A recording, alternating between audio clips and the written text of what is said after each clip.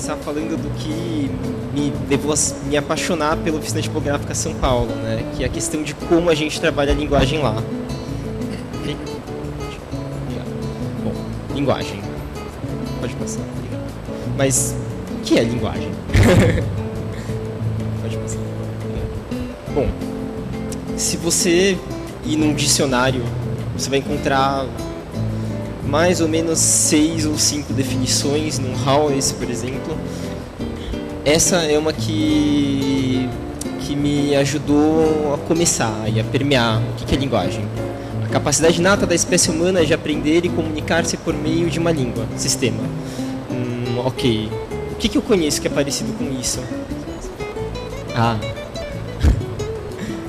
Certo. O que isso me diz? Sabe? Essa questão do sistema, eu peguei aqui uma imagem do Kubrick, porque só eu não entendo o que é esse monolito dentro do filme. É um monolito que cai do espaço e que desenvolve a inteligência do que seria a humanidade, né? E é engraçado, porque aí, bom, vamos procurar outra definição. Qualquer sistema de símbolos ou sinais ou objetos instituídos como signos do código. Nossa, alguém lembra da cena em seguinte, daquela em que o macaquinho joga um osso para cima e daí vira um foguete? É tipo mais ou menos a próxima imagem. Código de Hammurabi. Isso é um código mesopotâmio de escrita cuneiforme, que remonta às origens da escrita. E ele tem uma responsabilidade por passar o que era a sociedade para as pessoas. Não que elas não soubessem, enfim. Mas você tinha vários códigos, conceitos oralizados nessas sociedades primitivas que, por meio da escrita, puderam se expandir. E aí o Código de Hammurabi, que também é um monolito no caso, teve uma participação muito importante nisso. Que, bom, essa história de escrever o que a gente fala também causa uma certa dicotomia, que é o que eu vou apresentar. Em que a linguagem, ela se torna escrita, mas ainda tem uma linguagem oral. A linguagem oral muda muito mais rápido do que a escrita, né? Bom, passando para o próximo slide. Eu acho que não dá para ler aí, mas pensando nessa questão das mudanças de linguagem, como é difícil definir o que é linguagem, uma fonte mais acadêmica, que é o Brinkhorst, ele diz isso. Pingue uma gota em um oceano de significados e note que ondas concêntricas se formam. Definir uma palavra isoladamente significa tentar agarrar essas ondas. Ninguém tem mãos tão ágeis. Agora, lance 2 ou 3 palavras e de uma única vez. Padrões de interferência se formam, reforçando um ao outro aqui, cancelando-se mutuamente acolá. Alcançar o significado das palavras não é agarrar as ondas por elas originadas, mas sim perceber as interações entre essas ondulações. Por isso que eu fui procurar tantas definições até chegar em alguma conclusão que me permeasse o que é linguagem, né? E essa fonte de onde eu tirei essa definição, o livro se chama Forma Sólida da Linguagem. E para o Brinkhorst, a linguagem escrita, ela é muitas vezes a tipografia que a gente está discutindo. Então, quantos significados de tipografia você se lembra nesse momento? Bom, talvez você se lembre de 1, de 2, mas é uma coisa mais ou menos que nem ele tinha comentado, que é tentar agarrar esses significados. Não, vamos trazer mais. Eu acho que não é mais parecido com essa imagem, o que é tipografia hoje, do que qualquer outra que eu mostrei antes. Fazendo assim, buscando lá fora tipografia para typography, que são significados muito diferentes que eu vou explicar agora, dentro desse conceito eu encontro write, lettering e type. Bom, que diabos é isso?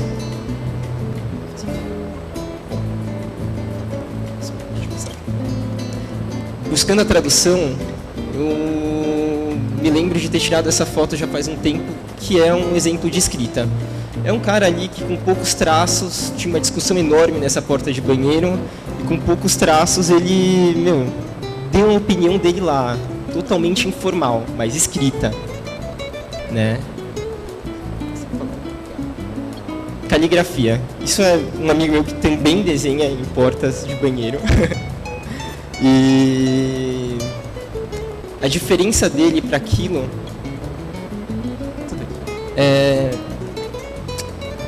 que basicamente ele teve um cuidado em cada traço de gerar uma imagem com isso. Ele não está preocupado só com aquela informação que ele queria passar numa discussão.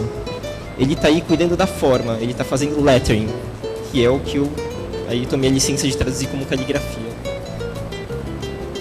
Já a tipografia, ela permeia aí vários significados, porque, de novo, em português ela não corresponde àquele typography em inglês, né? Typography em inglês, só para deixar mais claro, ele abrange fonte, caligrafia, escrita.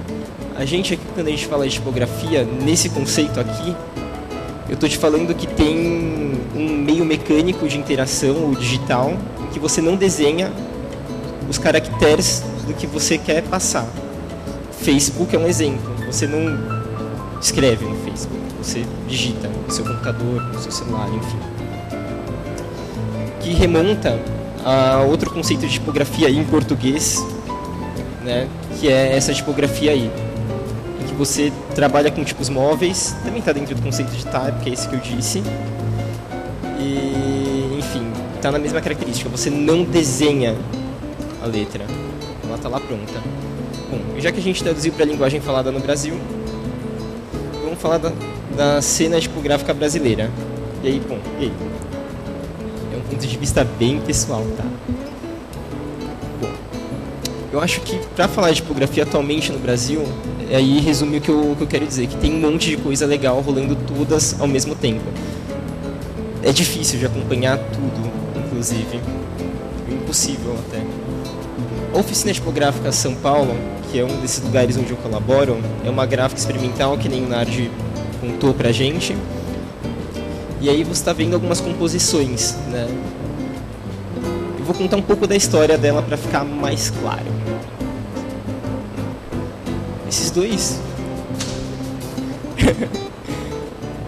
Essas duas pessoas são Cláudio Rocha e Marcos Mello. Cláudio, professor aqui da Patrícia. O que você acha dele? Ele é fantástico. Ele é realmente... Ele que fez a fonte do Milô. Ele era amigo do Milô. Milô de manias de escrever de um jeito diferente. Ele criou a fonte Milô a partir do próprio desenho do Milô. Ele é muito bom tipógrafo. Então, há mais ou menos 10 anos, esses dois caras eles entraram num projeto maluco de que, entrou impressão offset com muita força no Brasil, começou a entrar digital, aí os caras que tinham tipografias, que começaram a perder serviço por conta da velocidade em que eles conseguiam produzir, eles começaram a abandonar a tecnologia e a jogar fora. Caixinha de tipos, que nem no... Você passa para o slide anterior? Um pouquinho anterior. Isso. Eles pegavam essa caixa de tipo, derretiam e vendiam por quilo. Um absurdo. A máquina, mesma coisa. E esses dois malucos resolveram conservar essas coisas. E aí, passa. Pode passar. E a juntar gente nessa empreitada. Eu, aqui a Marcela Mariotto, outra garota que está colaborando lá com a gente. Ela é muito legal e também está nessa empreitada. E, enfim, só que, obviamente, como você pode ver, isso aqui é um cartaz que a gente fez agora para o R-Lab, o R-Design que aconteceu em São Paulo, encontro de estudantes de design. Que, a gente não está usando isso da mesma forma que era usado antigamente. O nosso diferencial aqui foi exatamente, não tentar mais competir com essas tecnologias, mas encontrar outros valores nela que pudessem ser utilizadas como elementos de design. E...